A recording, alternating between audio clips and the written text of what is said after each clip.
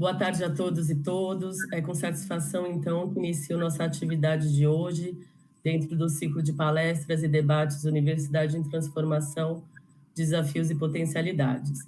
Evento com apoio da Pró-Reitoria de Pesquisa da Universidade de São Paulo e que busca debater educação, pesquisa e direitos humanos no século XXI em perspectiva interdisciplinar. Entre 15 de outubro até 18 de dezembro, o ciclo promoverá diversos encontros na forma de mesas, de debates ou palestras, com uma grande diversidade de convidados e convidadas, pessoas de dentro e fora da academia, militantes, artistas, ativistas do campo e das cidades envolvidos em diferentes lutas. A proposta dos núcleos de apoio a pesquisas envolvidos, bem como uma programação completa do evento, podem ser acessados no site Universidade em Transformação. Os debates e palestras são transmitidos ao vivo pelo YouTube e ficam disponíveis no canal do evento após cada atividade. Perguntas e comentários poderão ser enviados pelo chat e serão transmitidos à nossa convidada de hoje pelas nossas moderadoras. Bem, eu farei a mediação da palestra de hoje.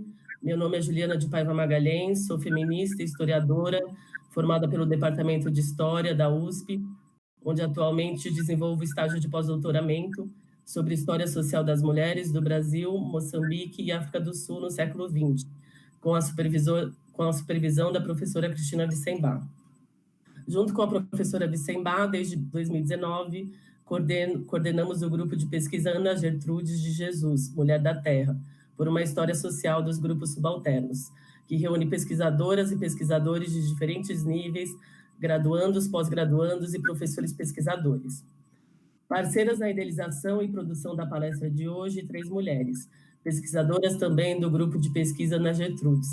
Dalet Fernandes, que é licenciada em matemática pelo IME, da USP, e graduando em História pela mesma universidade. Na matemática, desenvolveu um projeto com o título Mulheres, Ciências e Matemática, a inclusão e os direitos sociais. Na História, está pesquisando na iniciação científica a história dos manuscritos matemáticos de Marx. É também pesquisadora integrante do GEMARX.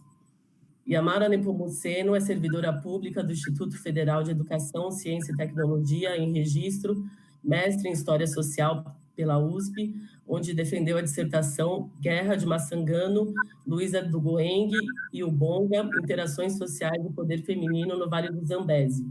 Integrante do grupo de pesquisa Etniar, Educação, Territórios, Negros, Indígenas, Agricultura e Resistência. Por fim, temos também conosco hoje Fernanda Ferreira, que cursa graduação em História no Departamento de História da USP, onde desenvolve também pesquisa de iniciação científica intitulada Trajetórias no Pós-Emancipação, Memória de Famílias Negras no Estado de São Paulo. E, finalmente, passo a apresentar, então, nossa convidada, Melinha Teles, cuja palestra que dará hoje se titula Declarado torturador pela Justiça Brasileira, é considerado herói pela Presidência da República. Acredito que muitos já a conheçam, Maria Amélia de Almeida Teles, a Melinha, é militante feminista histórica, diretora da União de Mulheres de São Paulo, idealizadora e coordenadora do projeto Promotoras Legais Populares. Autora de diversos artigos sobre o tema e ainda dos livros Breve História do Feminismo no Brasil, O que é Violência contra a Mulher, O que são Direitos Humanos das Mulheres, todos pela editora Brasiliense. Na década de 60, a Melinha foi presa política juntamente com seu companheiro César, sua irmã Crimeia e seus filhos ainda pequenos, Janaína e Edson Luiz. A militância feminista começou no presídio, na atuação junto com mulheres militantes, ex-presas políticas ou não, que falavam em feminismo, sexualidade e igualdade de direitos, assuntos centrais em seu trabalho político desde então. É importante destacar a Melinha como uma das mulheres brasileiras cuja trajetória de vida está fortemente ligada aos processos de luta contra a ditadura militar e de democratização do país. A Melinha é também uma das mulheres que, a partir dos anos 70, participaram da construção da luta feminista no Brasil, sempre articulada com mulheres de classes populares, portanto, um feminismo pautado na luta por direitos e acesso à cidadania. Isso se torna especialmente relevante num país de ainda e imensas desigualdades. uma realidade permeada de brutalidades sistêmicas e históricas que atingem cotidianamente os comuns, em especial as mulheres, as trabalhadoras e trabalhadores não brancos, pessoas negras, indígenas, paulistanas ou migrantes. Sublinho ainda o importante papel da família Telles em nossa história recente, em razão de sua luta pelo direito à memória e à verdade das vítimas da ditadura militar e seus familiares. Nesse sentido, lembro ainda que o único torturador brasileiro declarado como tal pela justiça brasileira é o coronel reformado Carlos Alberto Brilhante Ustra. Ustra foi o comandante do DOI-CODE em São Paulo e integrava o Centro de Informações do Exército.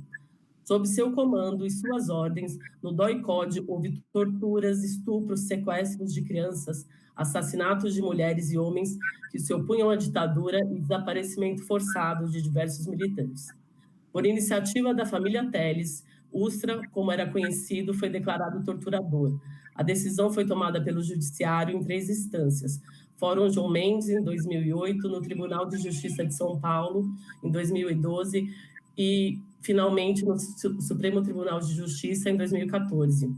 A envergadura ética de Amelinha, sua irmã, seu companheiro, seus filhos, todos presos políticos do regime militar, vale lembrar mais uma vez, se expressaram e expressam em suas diversas ações, em sua produção intelectual, em seus compromissos, ano após ano, na luta em prol de uma sociedade democrática que garanta os direitos fundamentais e humanos de todas as suas cidadãs e cidadãos. Em 2020, o feminismo ainda se impõe como uma necessidade histórica e ética, fundamental para a democracia e também para a equidade de gênero e étnico-racial. Assim, num momento tão crítico e grave para a história do nosso país, é especialmente valiosa essa oportunidade de poder ouvir e refletir com a Amelinha Telles, para quem, então, com muita satisfação agora eu passo a palavra. Bom, Juliana, obrigada pelas palavras aí, pela minha apresentação que você fez, muito rica. Eu gostei.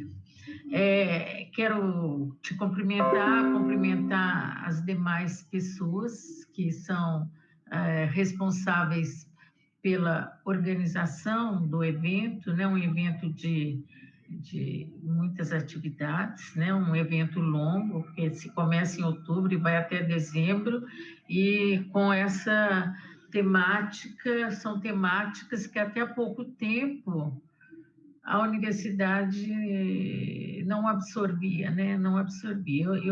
Eu sou uma mulher feminista e tenho 76 anos de idade, portanto, eu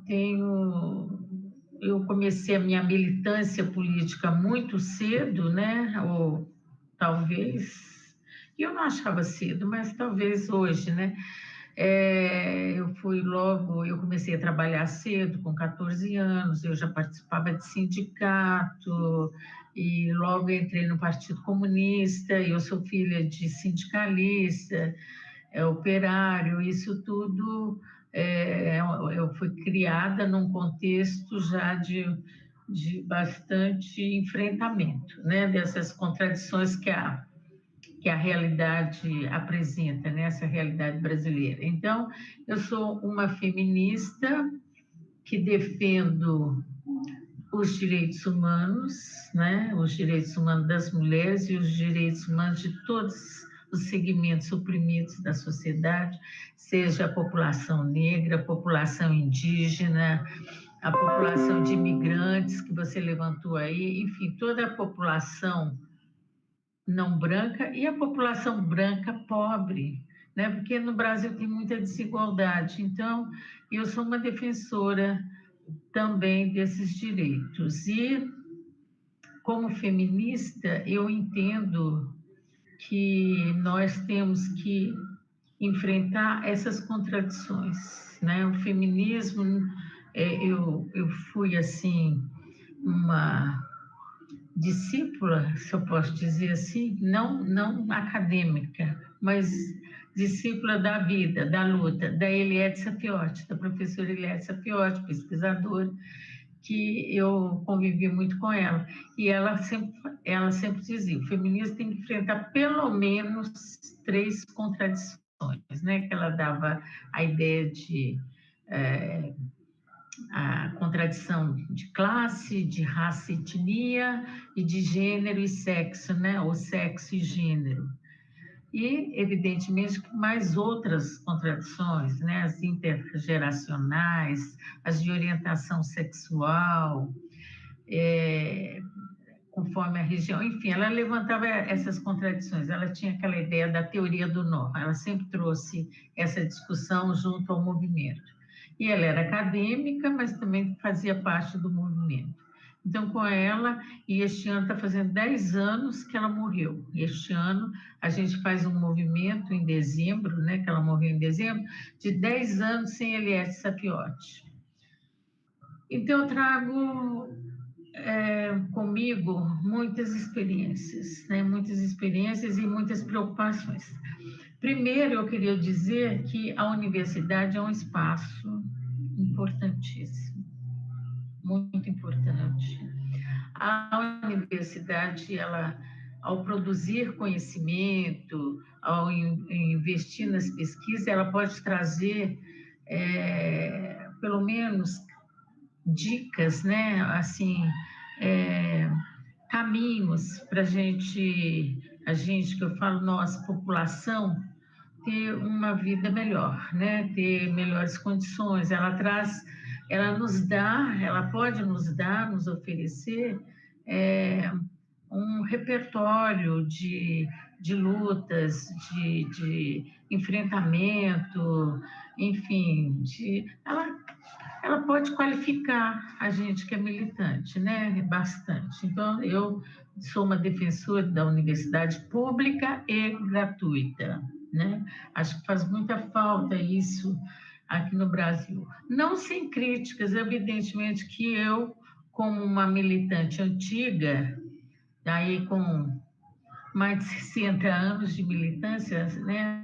Eu tenho crítica à universidade. A universidade, ela sempre vem atrás de nós. Não sei se você percebe isso, mas nós estamos sempre à frente. Até porque nós lidamos com a realidade crua e nua o tempo todo, então a gente está sempre com a demanda na frente da universidade.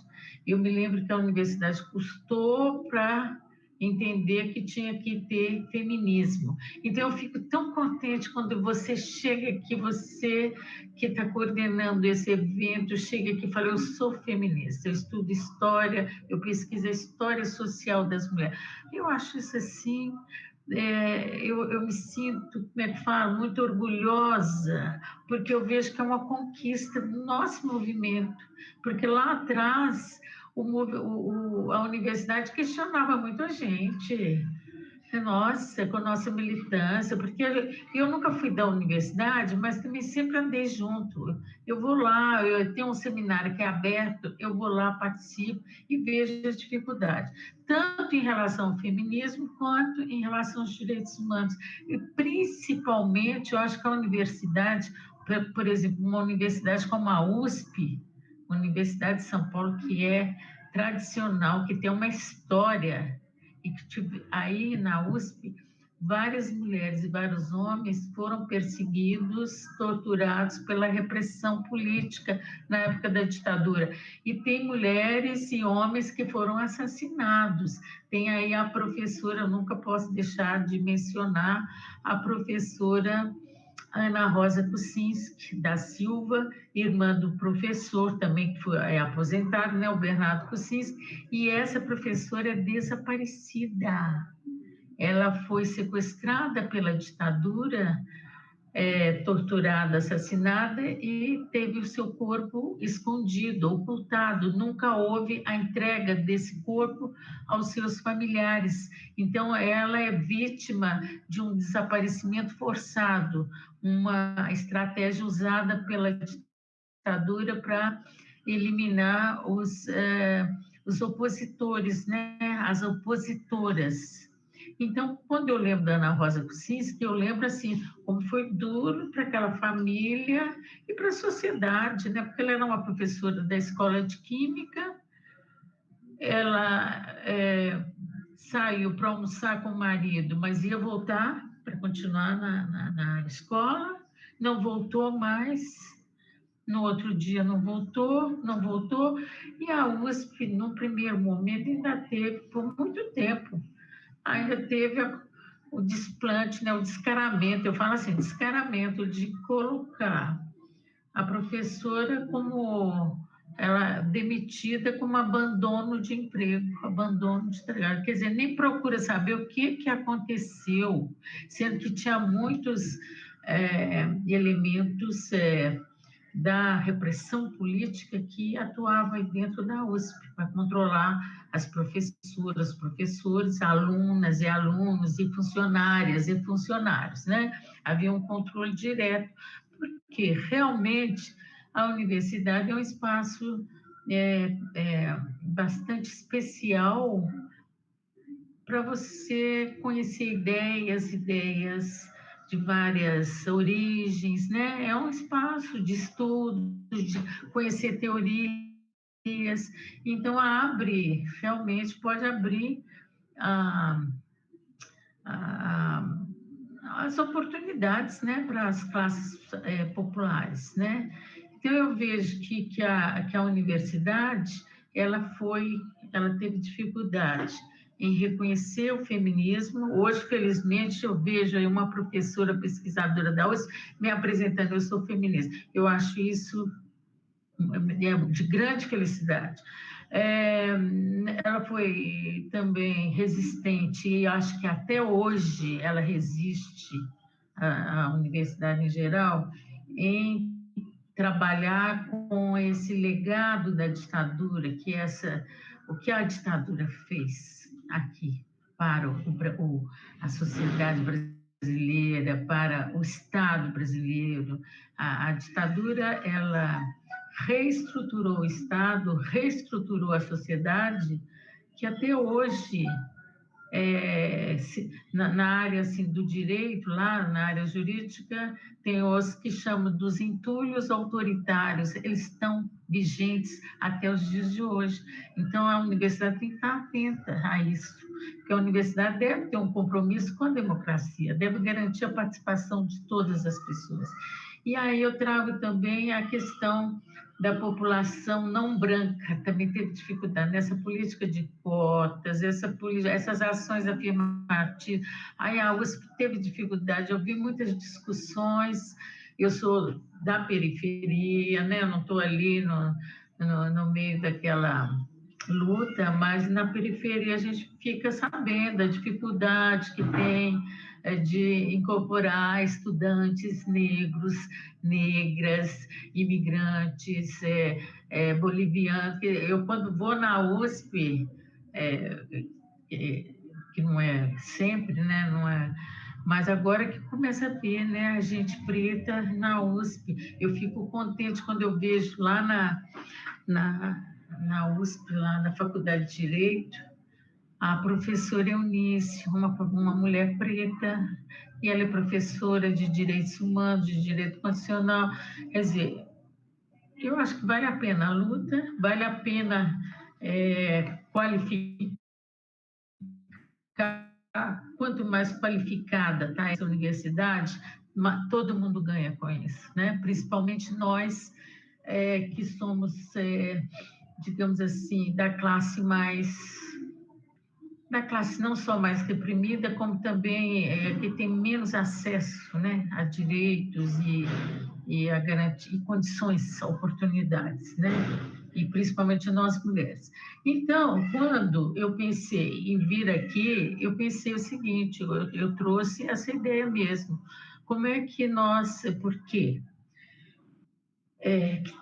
Eu pensei o seguinte, hoje nós vivemos um momento, e que a universidade, acho que a grande contribuição agora, eu peço para a universidade, fique atenta, não aceite o negacionismo histórico que está acontecendo aqui nesse país, que de repente o que aconteceu na ditadura não aconteceu. essa esquerdalha, esses comunistas é que estão inventando isto. Então, gente, a universidade tem um papel muito grande, né, de trazer a verdade dos fatos, fazer essa pesquisa, consolidar essa memória na sociedade brasileira, porque nós temos que conhecer a nossa história. Eu tinha vontade de ser historiadora também, igual a Juliana, porque eu acho assim, conhecer a nossa história, gente, isso nos fortalece de uma tal forma que isso nos empodera, sabe? Isso nos deixa, assim, com aquela vontade de lutar. Você não vou permitir, sabe? Te traz uma indignação, mas uma indignação que te movimenta para buscar direitos, para buscar cidadania, para erguer a cabeça, sabe? Te dá altivez. Eu acho que te traz dignidade. Então, a gente conhece a história, porque senão nós ficamos pensando que nós... Espera um pouquinho, deixa eu sentar essa...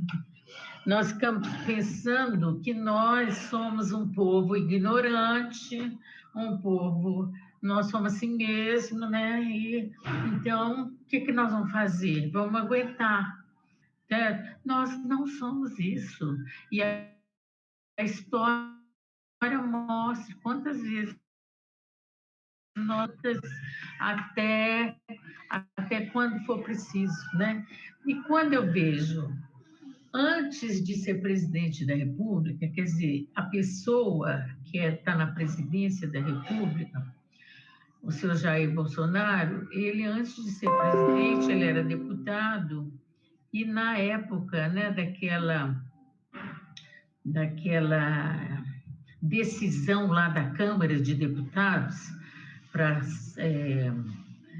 definir se haveria o impeachment, né, o processo de impeachment contra a Dilma Rousseff, isso foi no dia 17 de abril de 2016, que era um dia de sol, um domingo de sol.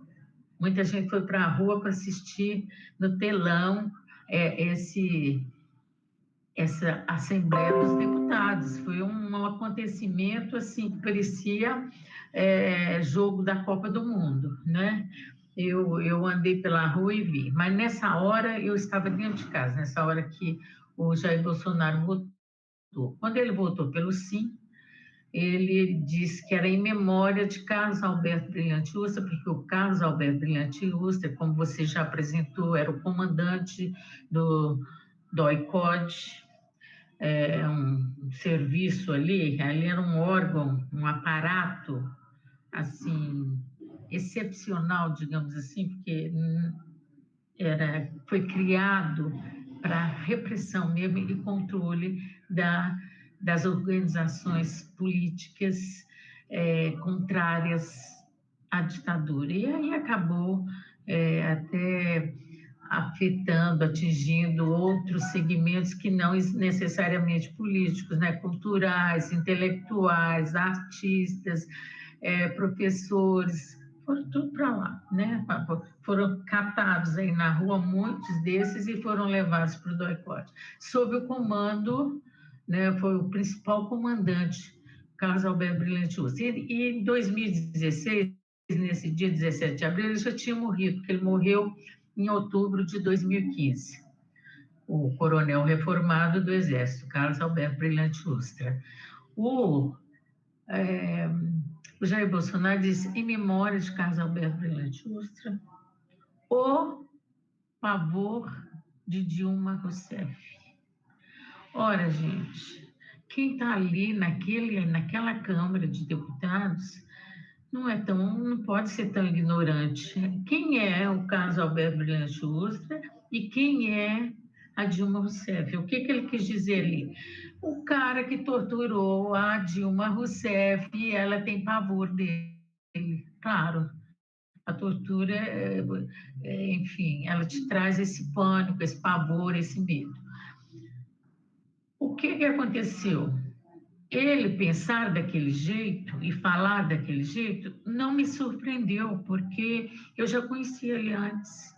Eu lutei, que aí ficou faltando aí na minha apresentação, mas eu lutei muito, eu quis parar, não sozinha, claro. Eu nunca estou sozinha, estou sempre acompanhada e bem acompanhada.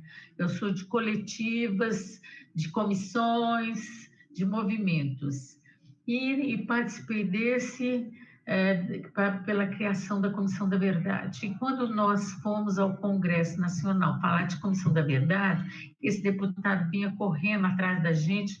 Olha, ele só não batia na gente ali, porque ele vinha enfiar o dedo, assim, ele gosta de andar com o dedo em rixo na cara da gente, dizendo que era a comissão da mentira, que ele não gostava disso, que, vocês são mentirosos, torturaram nada, suas comunistas, suas esquerdalhas, ele esquerdista, esquerdalha e tudo mais. Então, eu já conhecia de outras situações, né, que antecederam esse dia 17 de abril de 2016.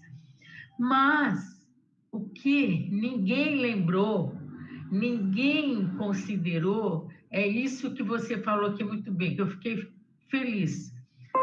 O Coronel Ustra, ele foi declarado torturador aqui no Fórum João Mendes pela família Teles, a pedido da família Teles, mas quem declarou foi o judiciário, não foi a família Teles. A família Teles pediu ao Estado brasileiro para que declarasse ele como torturador.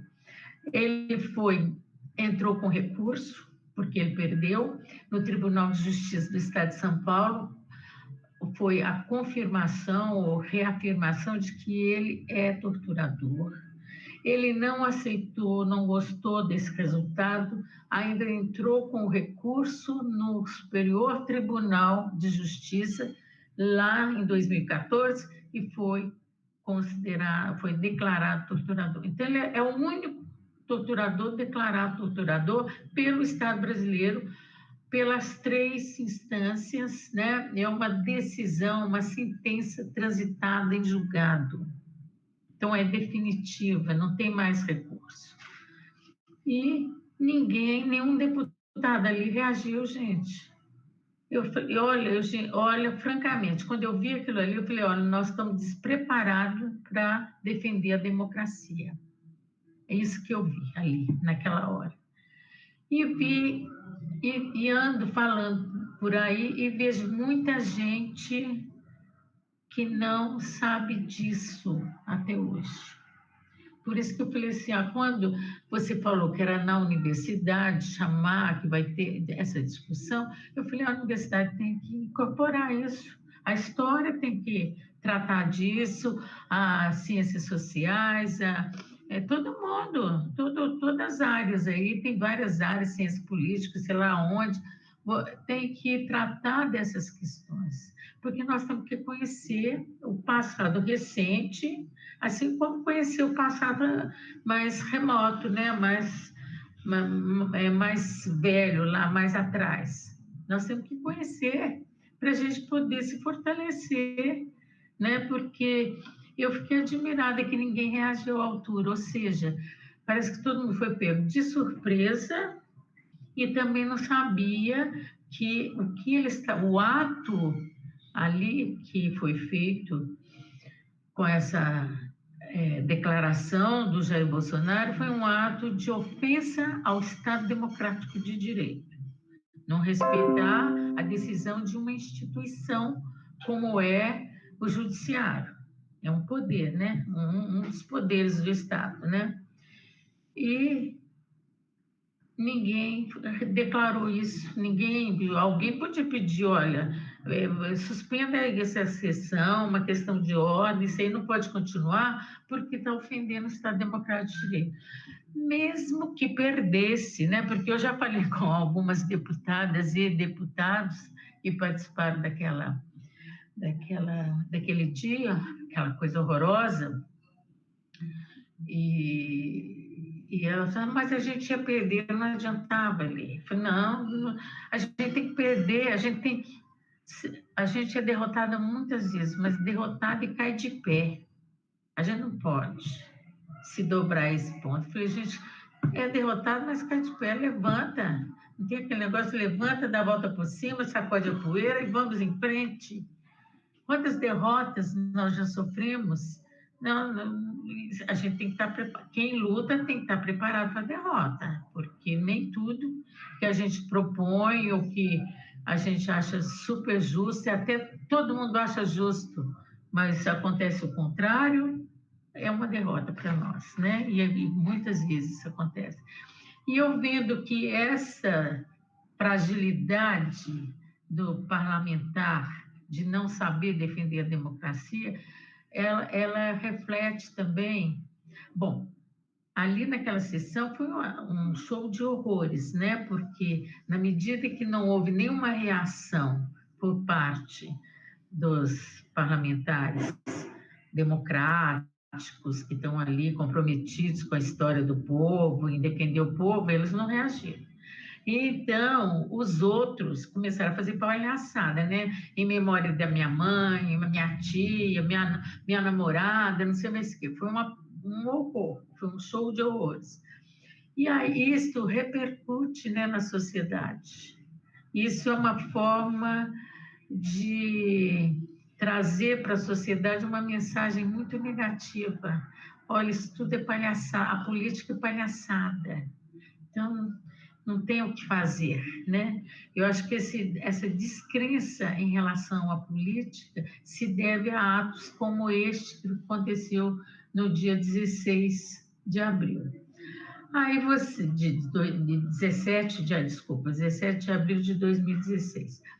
Aí a gente vai vendo que os crimes da ditadura, que recentemente tinham sido levantados pela Comissão da Verdade, a Comissão da Verdade, muito que embora seja muito fragilizada, ela foi muito aquém do que precisa ser feito no Brasil, ela foi uma comissão que veio atrasada, tardiamente, e isso prejudica muito, porque muitas vítimas diretas da repressão já tinham morrido, né, gente? Ela veio 40 anos depois, entendeu? Então, quer dizer, muita gente já passou, ou já esqueceu, ou não quer, mas não, esquecer não esquece, me desculpa, mas ninguém que passou ali esquece. Mas tem dificuldade, sim, de ficar retomando, né? Já perdeu aquele ímpeto, né, na luta e tal. Então, foi uma comissão, mesmo assim, ela teve seu valor. Ela trouxe situações que o Brasil não pode ignorar, que a universidade não pode ignorar, né?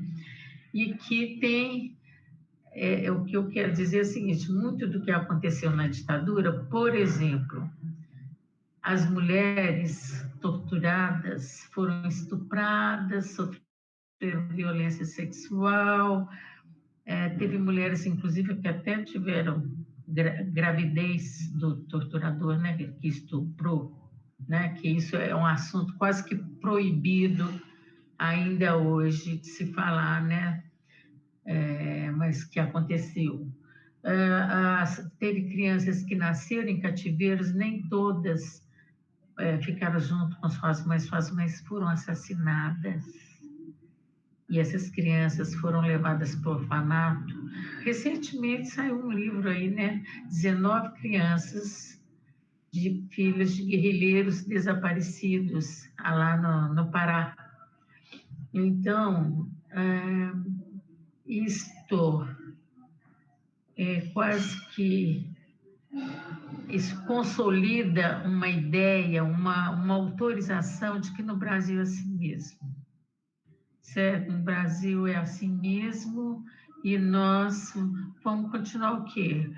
Como diz o outro lá, né? Ele não falou isso, a gente tem que tocar a vida, tem que tocar a vida sim, mas com dignidade, com história. Nós temos um passado, e esse passado repercute no presente. Então, mulheres estupradas na ditadura. Hoje, o que a gente vê? Pandemia, mulheres sendo estupradas, aliás, a gente viu o caso trágico, né?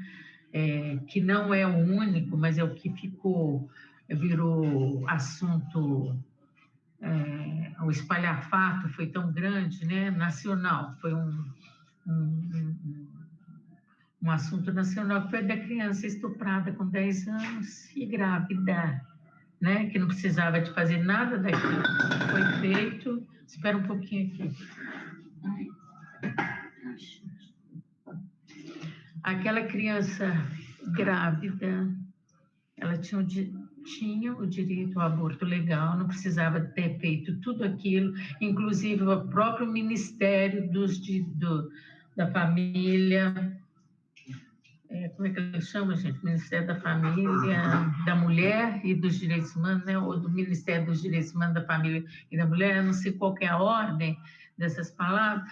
Ela mandou, a ministra mandou gente dela lá, do Ministério, para dizer para a avó não fazer não autorizar o aborto da criança. E a criança querendo fazer o aborto, porque ela tinha o direito ali 3 vezes, né, pelo menos dentro da lei, porque é estupro, você tem direito ao aborto. Ela tinha um risco de vida, porque dificilmente o parto seria um risco enorme, e ela era uma criança. Quer dizer, é uma situação de vulnerabilidade, né? O fato de ser uma criança. Então, quer dizer, ela tinha 3 direitos, ela tinha 3 portas para fazer esse aborto tranquilamente, o que não aconteceu dessa forma. Foi um assunto que virou notícia na mídia, até o nome da criança não podia ser publicizado, e foi, né? Então, o médico lá de Recife, que foi o que recebeu a menina e fez o aborto, também foi ameaçado. As feministas, felizmente, nós temos feminismo para todo lado. As feministas foram lá para fazer o acolhimento dessa criança, para garantir a dignidade dessa criança e impedir que os fundamentalistas avançassem em cima do médico, chamando o médico de assassino, por sinal, né? Que estava fazendo ali, respeitando um direito da criança ali, da menina, né? Então, esses acontecimentos que são após, né, aquele dia lá, fatídico lá, aquele 17 de abril, esses acontecimentos, ali abriu a porta para ter esses acontecimentos dessa forma, né? Agora, recentemente, por exemplo, eu vi que as católicas, pelo direito de decidir, teve uma decisão no Tribunal de Justiça de que elas não podem usar o nome de católicas. Como que as católicas não têm o direito de decidir? Dentro da Constituição brasileira, dentro da legislação brasileira, dentro desse arcabouço jurídico brasileiro, pode ser católica, pode ser evangélica, pode ser de religiões de matriz afro, pode ser, enfim, pode ser sem religião. Todas as mulheres têm o direito de decidir, todas as mulheres, entendeu? Mas agora o judiciário diz que as católicas não, ou então elas não usam esse nome, católicas. Quer dizer,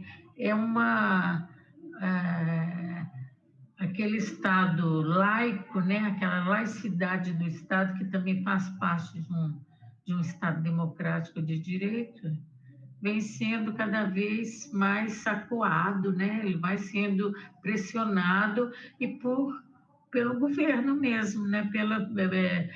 Integrantes do governo e das instituições que compõem o Estado, porque está mudando também essa composição, né? Então, há uma interferência muito grande dessas instituições no nosso direito de decidir, no nosso direito de ir e vir, no nosso direito de expressar nossas ideias, no nosso direito de ter opiniões, no nosso direito de se organizar. Olha, gente, tem muitos direitos ameaçados nesse momento, né?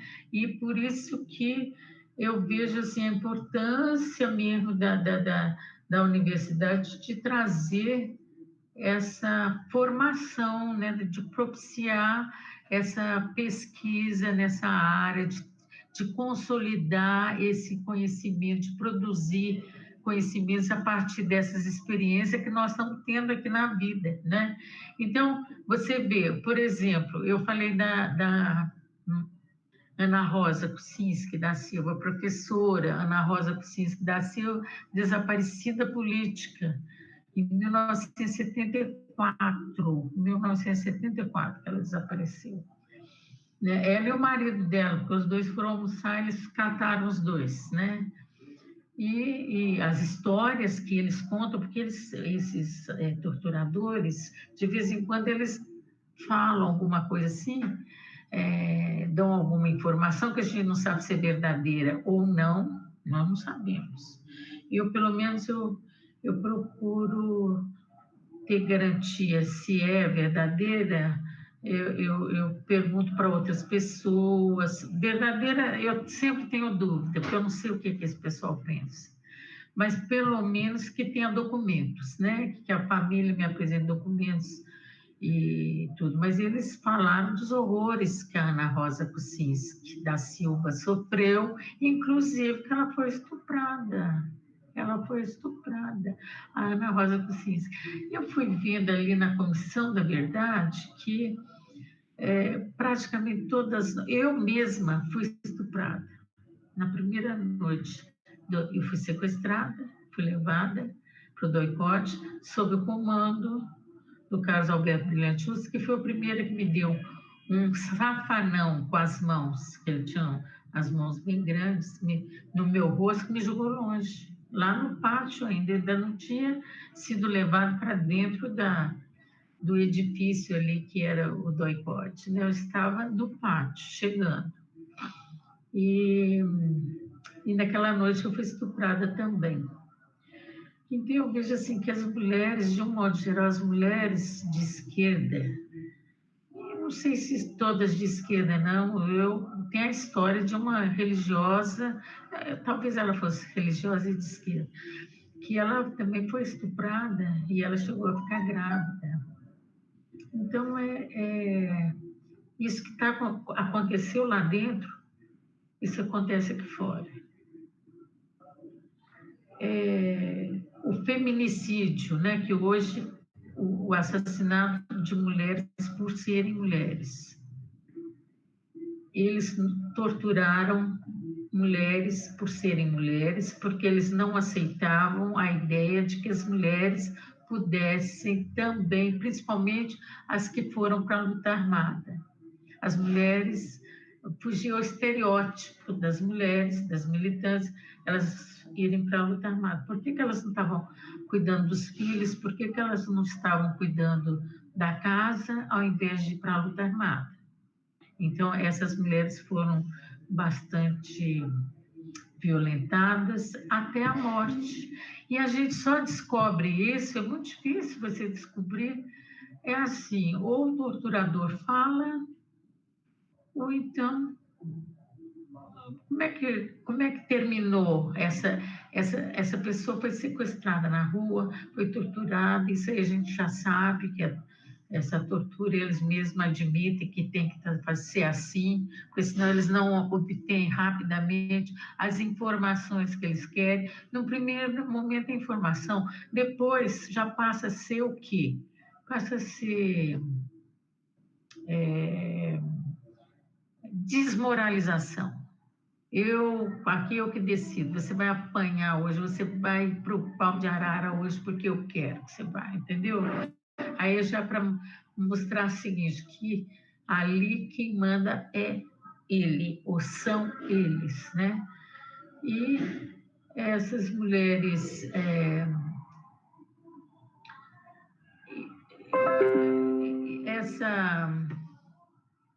essa situação é uma situação que aconteceu lá e, por exemplo, na Comissão Nacional, eu quero só falar um casozinho, porque eu não sei, eu acho que eu já falei demais, mas eu acho que vale a pena, né, eu falar de um caso, para depois eu concluir.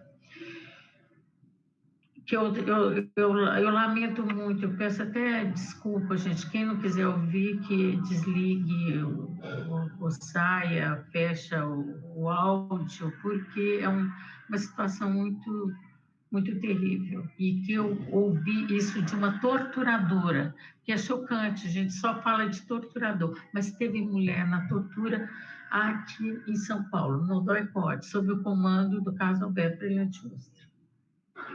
Então, essa mulher, ela contou o seguinte, que tinha uma guerrilheira que foi presa e foi lá decidido que ela ia ser morta. Porque eles é que decidiam, né?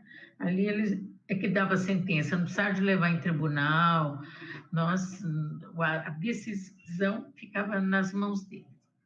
E aí, essa mulher era para ser morta, e eles torturavam, era para torturar até a morte, mas ela não morria, sabe? Estava agoniando, assim, agonizando, mas não morria, ficava aquela agonia. Então, o torturador, esse eu vou falar o nome, porque esse foi o que me estuprou, é Lorival Gaeta. O torturador, que era um delegado de polícia do DOC, delegado, não sei se ele chegou a ser delegado ou só investigador, não teria que ver melhor. Mas ele mandou que ela, então, pegasse uma corda e apertasse o pescoço dela com a corda, que aí ela ia morrer, e para qualquer efeito ela se suicidou, né? Que ali as mortes eram assim, era suicídio, atropelamento, tiroteio, tudo mentira, né? Era tudo sob tortura. Praticamente todos que eu vi eram sob tortura. Mas, e aí a torturadora não conseguiu fazer exatamente isso. Ele pegou um rato e pôs na vagina dela. E aí, isso ela deu esse depoimento lá na Comissão Nacional da Verdade. E aí um dos integrantes da comissão perguntou, mas por que um rato? E quem pôs o rato foi o Lorival Gaeta. Aí ela disse, porque o rato não volta atrás, não anda para trás. E essa moça, quando o pai dela viu o laudo necroscópico que trazia a causa da morte, era hemorragia interna. Ela teve, de fato, uma hemorragia interna, só que ninguém explica como. Né? Ninguém explica como, o laudo não conta essa história, né? Ele só conta que é uma hemorragia interna. E quando na Comissão da Verdade, até o pai dela já tinha morrido, o pai e a mãe. Eu, às vezes, fico pensando que ele queria tanto saber da história até o fim da filha dele, sabe? Porque ele falava assim, minha filha, ela tinha 2 defeitos para os militares. Ela era bonita e inteligente. Militar não aguenta mulher bonita e inteligente. Isso ele falava, e ele era militar, mas engraçado é isso, que ele era coronel do Exército. Ele pediu demissão do Exército, pediu exoneração por conta da morte da filha, mas até então ele era. E essa é uma história que eu carrego comigo, que está lá escrito no relatório da Comissão da Verdade. O relatório da Comissão da Verdade são 9 volumes ou 9 livros, né? E é importante, eu acho que é no primeiro volume do primeiro livro, na página, acho que 377, por aí, ou 373, está escrito isso que eu falei. E eu fui convocada para presenciar esse depoimento porque eu tinha sido estuprada pelo Lorival Gaeta, que, segundo a torturadora, era o marido dela. Ela tinha casado com ele, né? Então, os dois trabalhavam no DOI-CODE. Então, eu acho que só para... Tem muita história, né? Eu acho que não... Eu marquei aqui tanta coisa, mas eu acho que não vale a pena não falar demais, não. Melhor ver o que vocês querem ouvir. Eu fico falando aqui, eu não estou vendo a cara de ninguém. Eu acho, assim, terrível. mas não sei se as pessoas estão aguentando me ouvir também, né? Mas o que eu quero lembrar que muita gente me pergunta o que você acha dos tempos agora e dos tempos que se passou na ditadura. E tem muita coisa parecida, sabe? Eu não sei, tem muita coisa parecida. Não é a mesma coisa, é bem diferente, mas, né, na ditadura, um tempo assim, com o ato institucional número 5, eu não poderia estar falando aqui com vocês, não, porque eu já tinha sido catada e me levaram, e tinham me levado lá para o doicote. Agora não, eles são descarados, eles falam, né, quer dizer, eu me dói muito ver mais de 160 mil pessoas que morreram por conta da Covid-19 e não tem nenhuma manifestação mais contundente, séria do governo federal. Eu não vejo nada, entendeu? Nem informação a gente recebe direito. Quer dizer, é mais de 660 mil, será que é isso mesmo? Tem mais gente? É o que número é esse? A gente não sabe, né? E por último, eu queria falar para vocês o seguinte: pesquise o relatório da Comissão da Verdade, Comissão Nacional. Eu fui da Comissão Estadual. O relatório que eu participei está lá no site da Assembleia Legislativa, né? Comissão do Estado de São Paulo, Rubens Paiva. Esse é o nome da comissão que eu participei. E lá tem, inclusive, o capítulo das mulheres, tem o capítulo da população negra, que a população negra foi muito pouco lembrada.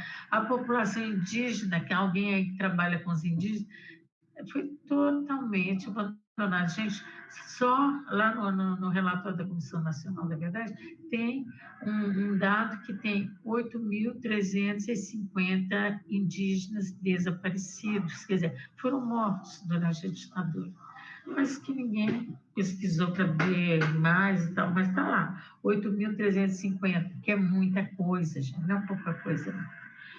Enfim, eu acho que era importante vocês, não sei, para transformar a sociedade, tem que pegar, a universidade tem que pegar esse relatório, né? Esse relatório da Comissão Nacional da Verdade e pegar, é um documento de Estado, ele foi produzido pelo Estado brasileiro, esse relatório. É um documento de Estado, é um documento e as 29 recomendações que tem lá no relatório, né? No último, lá pela página 900 e pouco, acho que é no segundo tomo do primeiro volume, né? Que tem essas recomendações, que eu acho importante, porque essas recomendações, nenhuma. O relatório foi apresentado no dia 10 de dezembro de 2014, entregue para Dilma, acho que colocou na gaveta, esse outro veio o Temer, nem abriu a gaveta, e esse outro deve ter quebrado a gaveta, porque não se fala mais nesse relatório, né? E a gente precisa que esse relatório seja retomado, que as investigações sejam retomadas e, principalmente, as 29 recomendações, né, que estão lá nesse relatório. Que uma delas, inclusive, é que não pode anistiar os torturadores, né, não pode aceitar essa tese de anistia aos torturadores, assim como nós não podemos conviver com uma lei de segurança nacional, porque eu fui presa, ou melhor, sequestrada, torturada, condenada pela Lei de Segurança Nacional. Quer dizer, eu era considerada um perigo para a segurança nacional brasileira. Por quê? Porque eu era uma mulher que pensava, que criticava, que não aceitava a ditadura. Portanto, eu acho que a melhor forma da gente se proteger é conhecer, né? E como vocês estão na universidade, aproveitem, conheçam, porque é uma forma, não sei se de evitar, mas porque o que está acontecendo é que está repetindo muitos fatos trágicos, né? Inclusive com a Covid-19, eu me lembro do tempo da meningite aqui em São Paulo, que eu participei, eu era daqui, né, morava aqui, eu tinha minhas crianças, e não se informava nada a respeito da meningite. A gente ficava tentando descobrir o que que é isso, o que que é essa meningite, não tinha notícia, né? Eu me lembro que os jornalistas eram proibidos de escrever sobre a meningite, né? E hoje a gente sabe também a Covid-19 a gente tem que ficar catando. Eu fico prestando atenção assim quando eu vejo um infectologista dando entrevista na televisão, eu fico ali prestando atenção para ver, né, como é que a gente se defende. Mas enfim, gente, eu acho que eu falei demais. Eu agradeço pela oportunidade mais uma vez e estou aqui à disposição para alguma questão, se eu puder ajudar, tá bom? Muito obrigada. Muito obrigada, Melinha. Estou ainda impactada com a sua fala. Acho que você trouxe só questões fundamentais. Essa lembrança da professora Ana Rosa Kuczynski, seu companheiro, os desaparecidos, e também todo esse ataque aos direitos das mulheres e de pessoas negras, populações, nesse nosso governo, que, muito bem lembrado também por você, já antes de ser governo, insultou, né, nosso Estado democrático de direito. E gosto muito quando você nos lembra que quem luta precisa estar preparada para a derrota, né? Acho que a gente vem sofrendo múltiplas derrotas nos últimos anos, e nem por isso a gente pode abandonar o barco, porque é exatamente isso que eles querem, é exatamente essa capitulação que não existirá, e as lutas se fortalecendo. Acho que o papel da universidade, como muito bem destacado por você, é realmente se atentar para essa história contemporânea brasileira, que ainda não está incorporada, né, na nossa história oficial, uma história ainda muito pouco conhecida, e por isso mesmo todos esses negacionismos, essa naturalização das torturas, né, de ontem, da ditadura militar, e de hoje, com a população das periferias, com o genocídio negro. Enfim, agradeço muito sua fala. Gostaria de repassar alguns comentários que estão chegando. A Dalet Fernandes diz que a Melinha, em breve História do Feminismo no Brasil, diz que é necessário se indignar com o fenômeno histórico e que metade da humanidade se viu milenarmente excluída. Pensando nisso, fiz o trabalho sobre o conceito de história que me deixou feliz e me rendeu nota máxima.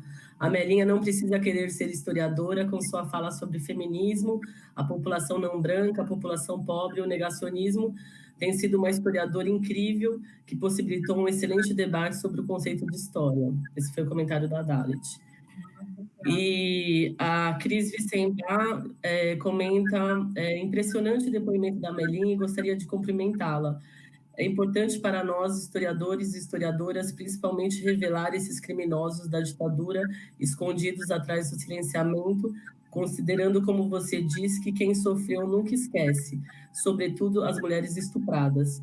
Impressionante ainda mais esse caso da professora Ana Rosa Kuczynski, considerada pela USP como tendo abandonado o emprego. Falta de sensibilidade, pois sabia-se de sua prisão. Gostaria de saber se a família entrou com uma ação contra a USP. Você acha que atualmente a resposta da universidade seria diferente? Aqui para eu responder, olha, a família fez de tudo e mudou a situação. Eu coloquei que essa situação ela perdurou por alguns anos, essa decisão da direção da USP em reafirmar que a Ana Rosa tinha abandonado o emprego, né? Ela tinha sido exonerada por abandono do emprego, mas houve uma mudança na época da Comissão da Verdade. Foi a Comissão da Verdade aqui do Estado de São Paulo e o seu irmão Bernardo Kuczynski, porque o seu pai o pai do Bernardo Kucinski, ele até escreve um livro, gente, aquele livro K, não sei se vocês já ouviram falar, aquele livro K, que é um livro belíssimo, porque ele escreve muito bem, ele foi professor aí da USP, aí da ECA, e ele conta como se fosse ficção, né? Aliás, ele não fala se é ficção, mas aquilo é a história do pai dele.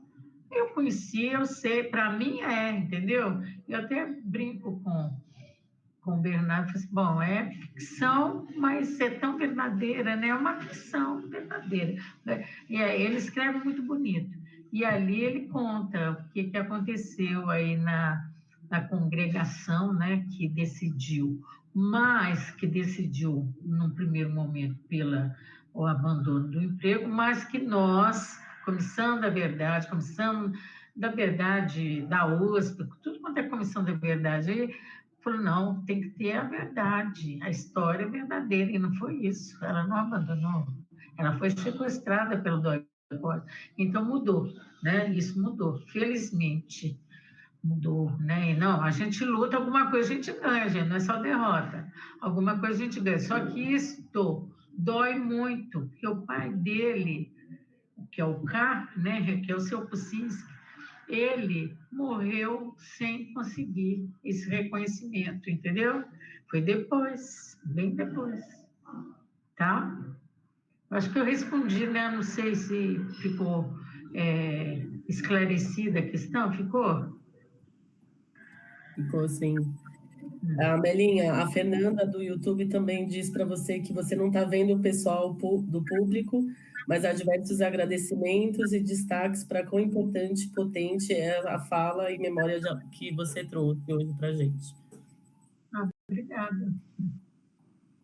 Tem uma questão a mais também. Eu não estou vendo, Dalet, você está?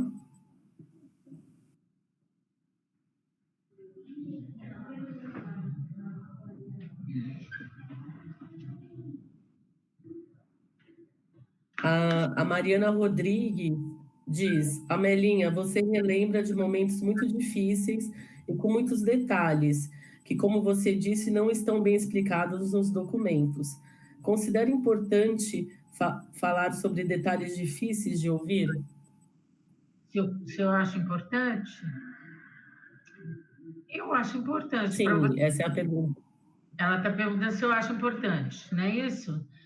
Eu acho importante, sim, Mariana, porque essa história foi o passado recente do Brasil, para não dizer a história do Brasil, né? Aliás, eu vou contar um caso aqui para vocês. Quando a gente era torturada e interrogada no DOI-CODE, o que a gente falava? A gente falava por que a gente era contra o governo? Porque a gente vê que tem muita injustiça no Brasil, tem muita pobreza, e a gente começava a falar das condições sociais do povo brasileiro.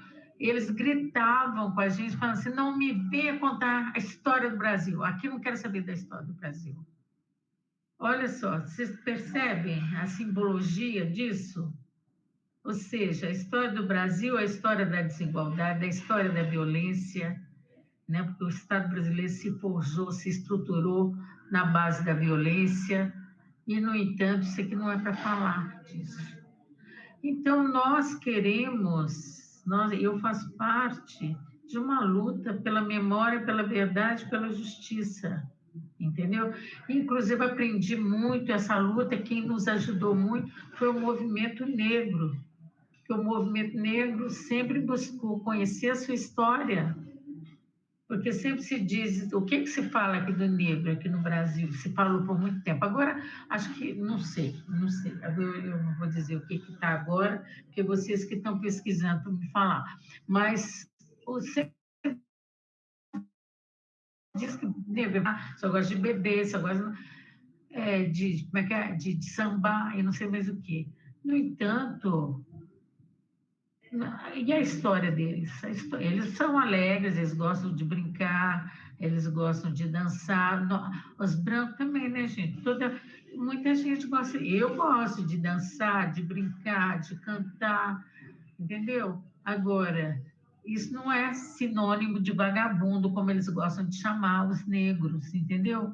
Então, os negros sempre buscaram sua história. Eu sempre andei com um povo negro, e o povo negro contando a história do Congado, a história do Jongo, a história disso, com detalhes. Então, eu também quero saber essa história recente do Brasil, como é que funcionou. Eu acho importante os detalhes, porque nós temos que nos proteger, nós temos que conhecer para saber se proteger, para que isso não aconteça. Né? Até agora está acontecendo, ou seja, nós não aprendemos o suficiente. Né? O Estado brasileiro continua violento, né? Eu fico assim chocada com existe um genocídio do povo negro aqui no Brasil, sem dúvida nenhuma, existe, né? E e quanto tempo que existe isso, gente? Não é coisa de agora, não. Agora, com esse governo, tudo se aguçou mais, mas isso vem de muito tempo. Né? Então, eu acho que a história, enquanto você tem que conhecer a história, então você tem que conhecer os detalhes. Como é que foi isso? Né? Eu procuro saber de cada uma das pessoas. Aliás, tem uma frase de um comunista que era o Júlio Fuchik, que era dirigente do partido no tempo que tinha comunista da Tchecoslováquia, na Segunda Guerra Mundial. Ele foi levado pelos nazistas para o campo de concentração e depois foi morto lá. Mas ele escrevia num papelzinho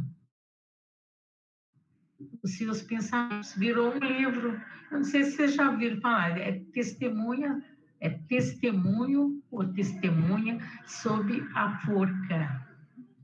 E ele fala assim, ó, lembrai-vos de todos, dos bons e dos maus.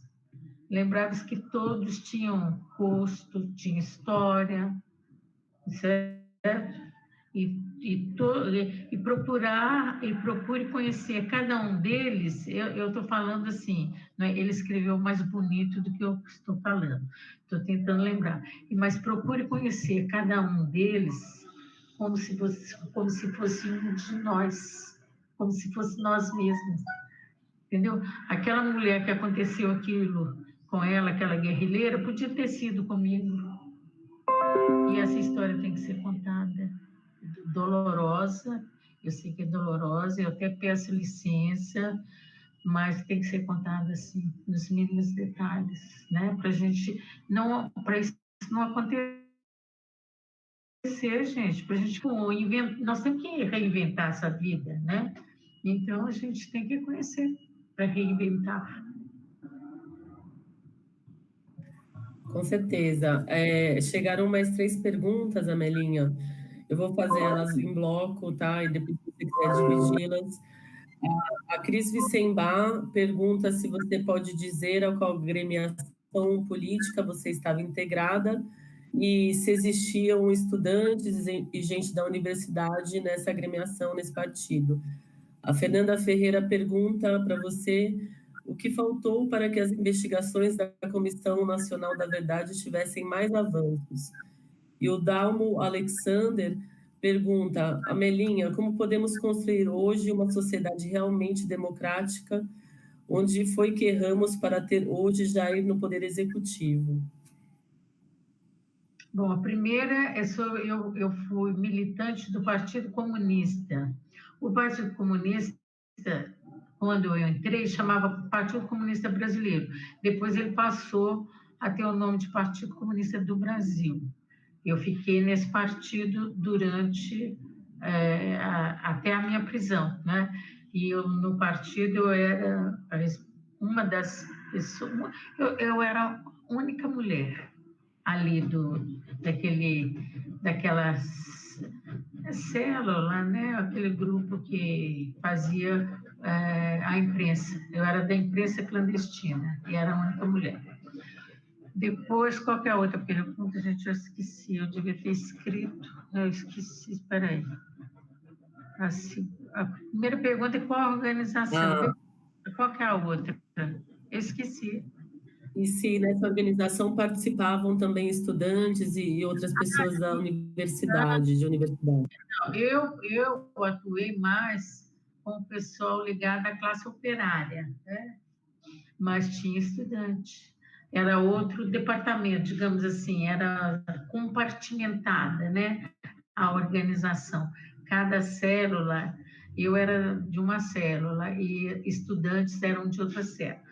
Mas teve momentos difíceis que muitas vezes a gente acabava cruzando com algum estudante. E eu cruzei com uma delas, assim, me encontrei com uma, assim, rapidamente, que virou a minha estrela guia. Ela é minha Ângela Davis, que é a Helenira Rezende de Souza Nazaré, que era estudante aí da USP, uma mulher negra, era da Letras, né? Da Faculdade de Letras aí da USP, muito arretada, uma mulher maravilhosa, nossa, e é desaparecida política, né? Ela foi para a guerrilha do Araguaia e ela foi assassinada. Eu vi até o depoimento de um dos militares que a matou lá na Comissão da Verdade. Né? Isso a gente sabe pouco, mas esse pouco a gente sabe que ela morreu. E é desaparecida, nunca entregaram o corpo, né? Então, essa aí eu respondia. Tem outra pergunta, né? São três, né? Você juntou as três e agora eu me Sim, embolei. são três, eu vou fazer. Essa foi a da Cris Vicembar. A outra pergunta é da Fernanda Ferreira. Ela pergunta a você o que faltou para que as investigações da Comissão Nacional da Verdade tivessem mais avanços. Faltou muita coisa. Faltou vontade política, né? Principalmente da sociedade brasileira, compreender, das instituições e do próprio governo, né? O governo vacilou muito, né? A democracia, o governo democrático, ele foi muito frágil, né? Ele não conseguiu enfrentar esses crimes da ditadura. Já começou ali em 2010 com aquela decisão lá do Supremo Tribunal Federal de anistiar os torturadores. Aquilo ali já foi né? Quer dizer, você contemporiza muito, não toma uma decisão mais contundente, mais firme, né, em relação à tortura. A tortura é o divisor, gente. Ali, defender tortura, você é um alerta muito forte. É isso que eu quero dizer. E a minha preocupação com esse governo atual é isso. Ele defendeu a tortura, ele fez apologia da tortura lá no dia 17 de abril de 2016 e continua recebendo como herói nacional os torturadores. Ele recebeu este ano o Major Curió, que hoje é general da reserva, mas que era o major na época da ditadura, e que ele, o Major Curió, dizia que ele deu uma entrevista no Estadão que ele executou ou mandou executar 41 guerrilheiros já totalmente dominados, desarmados. Quer dizer, ele fala isso, e daí? Não, daí que tem que. Isso é um divisor de jeito, sabe? Eu acho que a democracia ela suporta ela é bem tolerante, às vezes até demais, mas não pode ser tolerante com tortura, não, de jeito nenhum. E o Brasil tem sido. O Brasil foi, né? Você vê que nós tivemos quase 400 anos de escravidão negra, com tortura, é óbvio que você não mantém povos escravizados sem violência, sem o uso da violência. E isso acabou, né? Foi lá uma princesa, assinou uma lei, chama Leal e acabou a história. Não é assim, né, gente? A gente está vendo que não é assim. Uma coisa é ditadura, aí um dia um militar sai, que era o Figueiredo, e entra o Sarney, que também era da ditadura, só que é civil, a diferença é essa.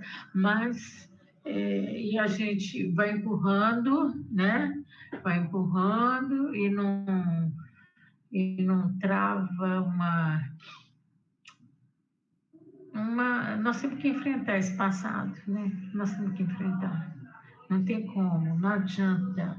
Eu falo assim, não adianta a gente querer fazer de conta que já passou, esquece. Que ele aparece, ele vive aparecendo. É o passado tão presente como esse, né? E os governantes não fizeram isso, então fica difícil. Os governantes e a sociedade também, as instituições, muita gente foi condescendente, né, com esse processo, achou que... Eu me lembro bem, quando teve a anistia lá em 79, que não foi completa, mas teve, eu sempre busquei, eu não me apresentei aqui direito, porque nunca dá, porque é muita coisa, eu fico aflita aqui tem um tempo aqui, né? Mas eu sou da Comissão de Familiares de Mortos Desaparecidos Políticos, eu tenho 2 cunhados desaparecidos políticos. Mas não é por isso que eu sou da comissão, eu sou da comissão porque eu acho que tem que buscar os desaparecidos, sim.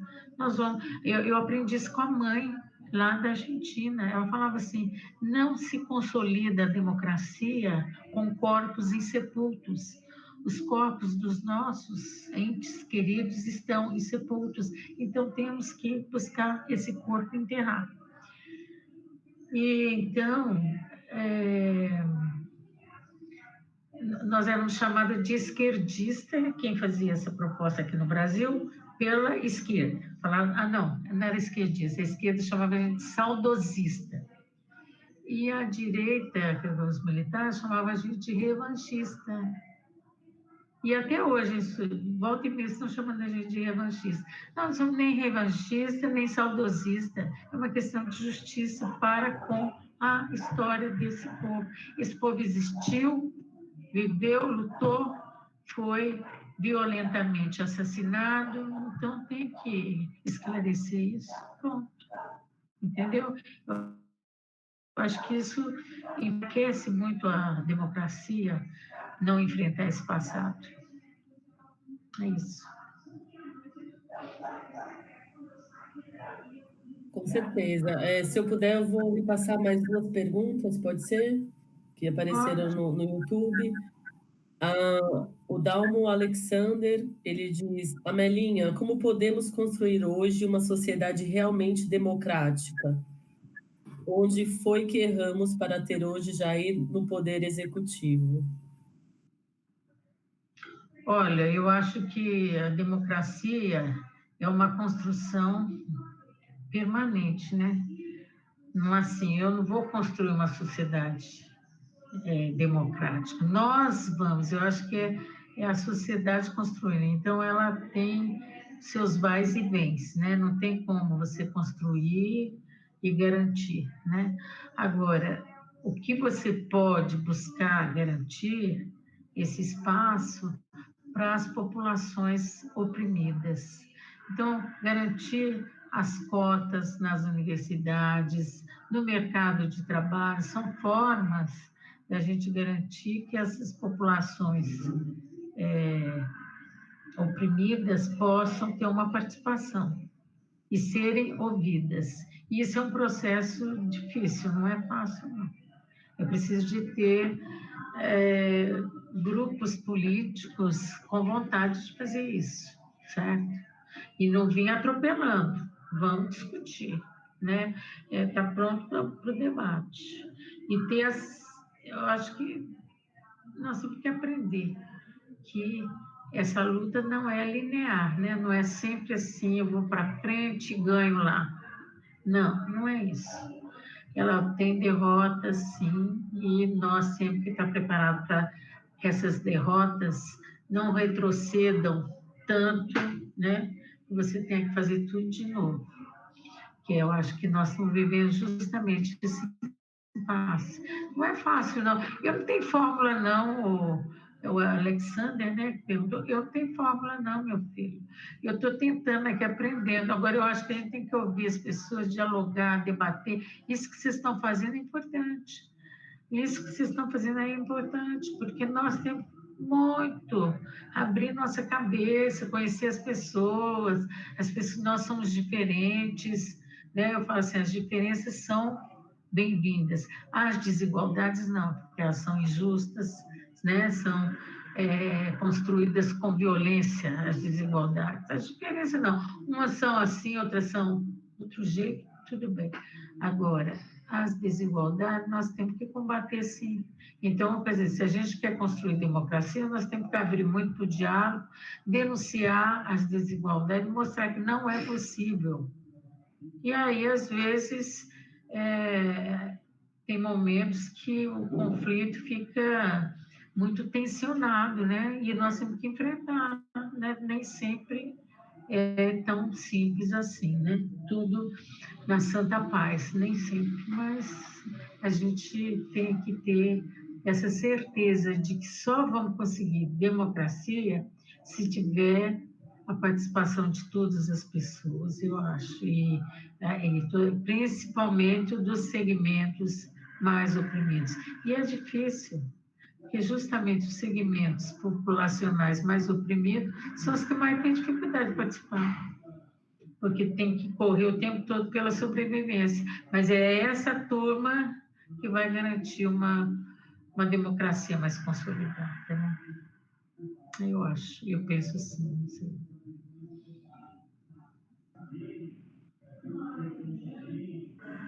Obrigada. Também vou passar a pergunta do Davi Ribeiro. Ele diz: Amelinha, você acredita que a demora em ter sido colocada em pauta uma comissão da verdade contribuiu para que as Forças Armadas se blindassem ainda mais perante parte da opinião pública? Ah, com certeza, com certeza. Essa a Comissão da Verdade, você pode ver nos países que a Comissão da Verdade deu resultados concretos, como na Argentina, no próprio Uruguai, no Chile, ainda que não resolveu todo, né? Não resolve, mas trouxe resultados mais contundentes. Elas foram em seguida, acabou a ditadura, ali já ali no governo como é que eles chamam, do Sarney, né, que era governo civil, tinha uma comissão da verdade aí, gente. Tinha que, né, bancar uma comissão da verdade, ou pelo menos durante a Constituinte já trazer essa comissão da verdade. Eu me lembro que na Constituinte nós debatemos a respeito da tortura, porque nós que colocamos que a tortura devia ser crime inafiançável e imprescritível. Não conseguimos. Você vai ver lá no artigo 5º da Constituição, um daqueles incisos lá, que eu não lembro qual, a letrinha lá, você vai ver que está escrito que a tortura é crime inafiançável, mas não está escrito imprescritível. Por quê? Porque os militares estavam lá na Constituinte fazendo lobby para que não fosse considerado imprescritível, porque senão eles iam entrar eles iam ser acusados de crimes, né?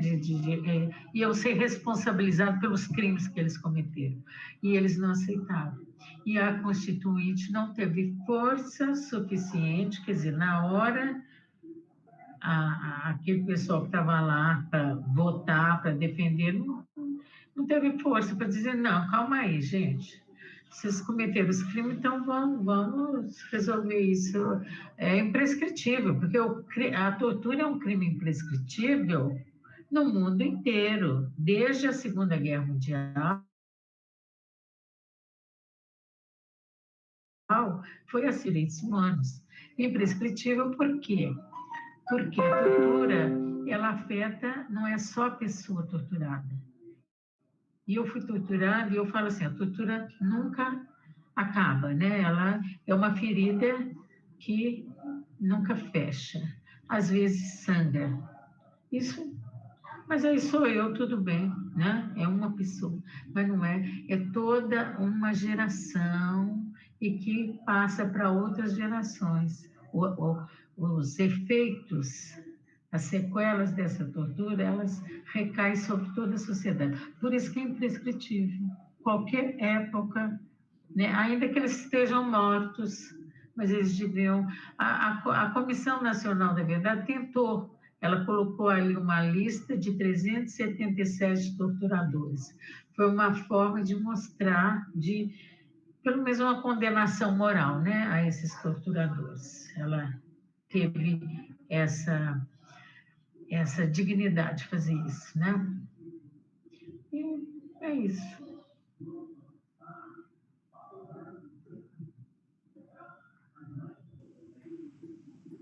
Bom, acho que a gente vai encerrando as perguntas. A Melinha tem recebido as mensagens aqui de Dalit e Amara, todas dizendo que estão emocionadas e você é uma daquelas pessoas que inspiram. Eu agradeço muito a sua participação hoje aqui.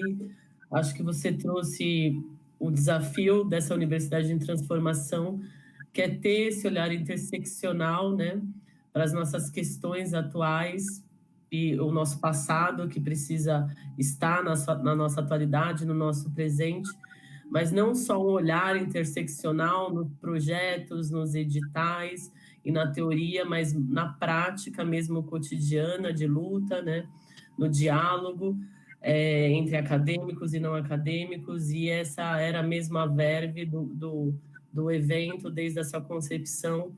Então, acredito que a sua fala toda foi muito alinhada para todos esses desafios que horas encaramos coletivamente, assim como as mulheres da organização estão emocionadas também com a sua fala, impactada muito, muitas reflexões a se fazer. Espero que a gente tenha em breve oportunidade de continuar o diálogo virtualmente ou melhor ainda presencialmente. Acho que a USP e os USPianos todos temos sempre muito a ganhar quando ouvimos você. E te agradeço muito. Agradeço também ao Márcio e à Rafaele, que estiveram no apoio técnico da transmissão ao vivo, e a todos aqueles que acompanharam pelo chat, o debate, pelos comentários e pelas perguntas. Muito obrigada, Melinha. Eu agradeço muito, boa noite e sucesso para os próximos eventos. E espero poder encontrar com você, pelo menos, né? Conhecer você e as demais um dia presencialmente, tá, gente? E até lá. Muito obrigada. Com certeza. Obrigada, Melinha. Obrigada. Um grande abraço. Um abraço a todas e todos. Tchau. Tchau.